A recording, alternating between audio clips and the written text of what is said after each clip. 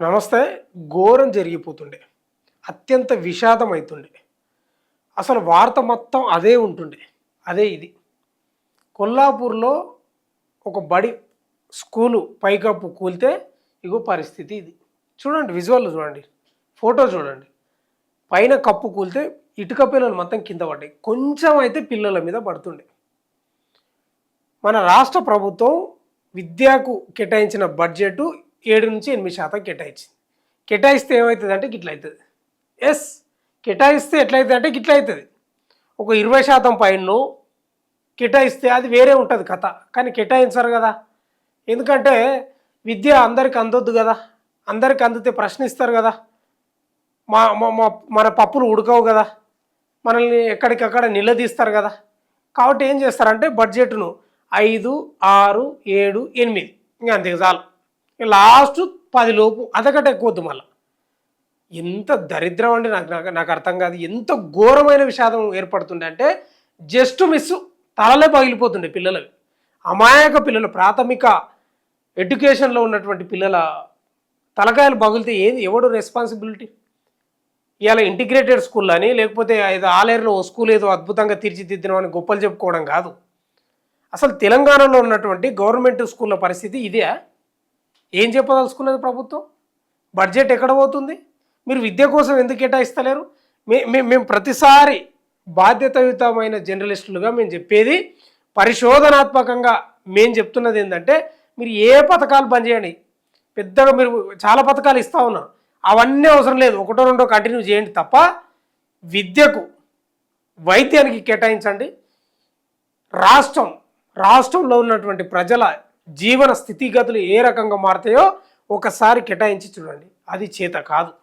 చేత అవుతుంది కానీ కావాలని కుట్రతోటి కడుపులో విషం పెట్టుకొని మీరు చేసే కుట్రల వల్లనే ఇవాళ పేద పిల్లలు ఎవరు చదువుతున్నారండి? ఇవాళ మీకు తెలియదా ఎవరు చదువుతున్నారు?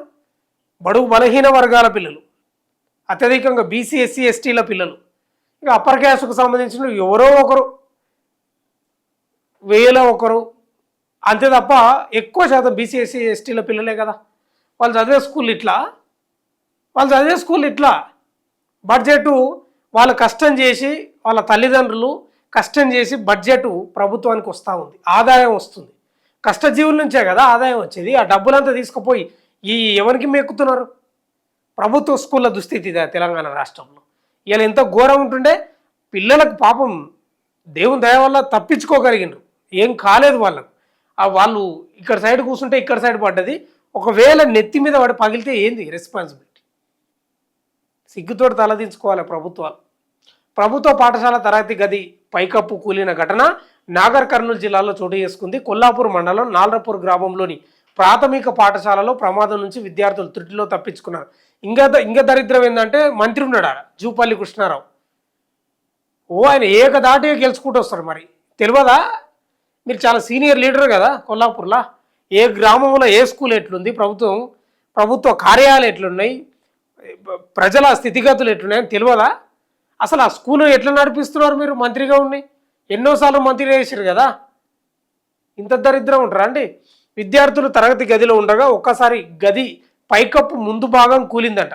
విద్యార్థులకు కొద్ది దూరంలో కూలడంతో పెను ప్రమాదం తప్పింది. నిజంగానే అది. ఉదయం పాఠశాలకు వచ్చిన విద్యార్థులు రోజులాగే ప్రార్థన అనంతరం తరగతి గదిలోకి వెళ్ళిన తర్వాత ఈ ఘటన చోటు చేసుకున్నది. పాఠశాలలో 107 మంది విద్యార్థులకు గాను శుక్రవారం 70 మంది విద్యార్థులు హాజరైనట్లు ప్రధానోపాధ్యాయుడు జనార్దన్ తెలిపారు. వర్షాకాలం వస్తే పాఠశాల గదులు వర్షపు నీటితో నిండిపోతాయని, కొన్ని గదుల్లో పెచ్చులూడిపడి ఇబ్బందులు పడుతున్నామని తెలిపారు. 70 ఏళ్ల క్రితం నిర్మించిన పాఠశాల కావడంతో పూర్తిగా శిథిలావస్థకు చేరుకుందని చెప్పారు.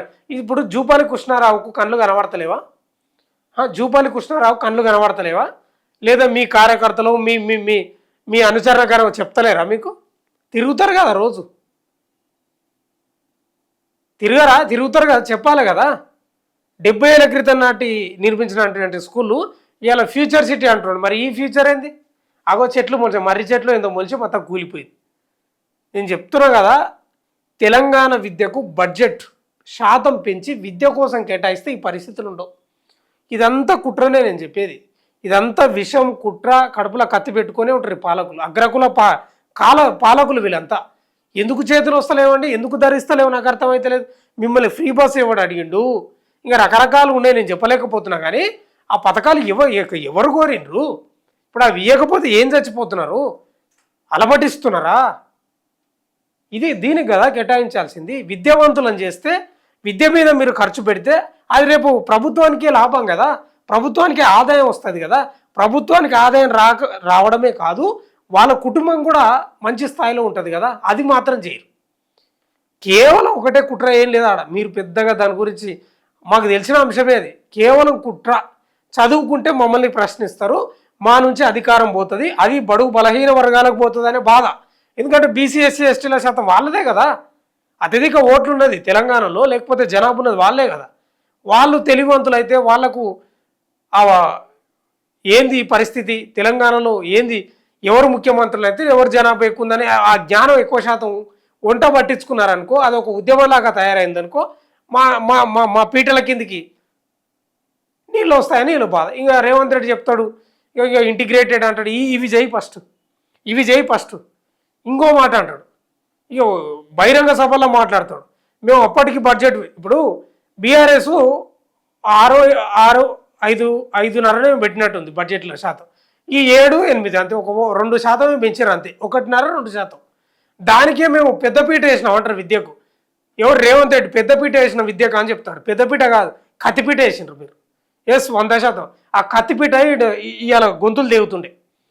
మీరు కేటాయించిన బడ్జెటు మీరు పెద్దపీట అని చెప్తా ఉన్నారు కదా, పెద్దపీట కాదు కత్తిపీట. ఇవాళ కొంచెం అంటే గొంతులు దేగుతుండే. ఇది గుర్తించుకోవాలి. అందుకే ప్రజలు కూడా గమనించాలి, రాష్ట్రంలో ఏం జరుగుతుంది, పాలకులు ఏం చేస్తున్నారు, వాళ్ళ ఆలోచనలు ఏంది, ఆ బడ్జెట్ ఎక్కడ పోతుంది, మనం ఏ పథకాలు తీసుకుంటున్నాం, మనం ఏ పథకాలు కోరుతున్నాం, మనకి ఏం కావాలనేది ప్రజలు కూడా దాన్ని ఉద్యమంలాగా ప్రశ్నించాలి తప్ప ఈ ఉచిత పథకాలకు అలవాటు పడితే ఉత్తదే ఏం ఉండదు. నగదు బదిలీ ఎప్పుడైనా ప్రమాదమే. నగదు బదిలీ చేయడం, నగదు ఇవ్వడం ప్రజలకు చాలా డేంజర్. చదువు ఇవ్వాలి, విద్య ఇవ్వాలి, చదువు ఇవ్వాలి, వైద్యం ఇవ్వాలి. అది కోరుకున్నప్పుడే మెరుగైన సమాజం, బీసీ ఎస్సీ ఎస్టీల ప్రజలు జీవన ప్రమాణాలు పెరుగుతాయి, జీవన స్థితిగతులు పెరుగుతాయి, వాళ్ళ కుటుంబం పైకి వస్తుంది, తద్వారా సమాజం పైకి వస్తుంది, తెలంగాణ పైకి వస్తుంది. అది గుర్తుపెట్టుకోవాలి. చూస్తుండండి మనితలు వెలుగు.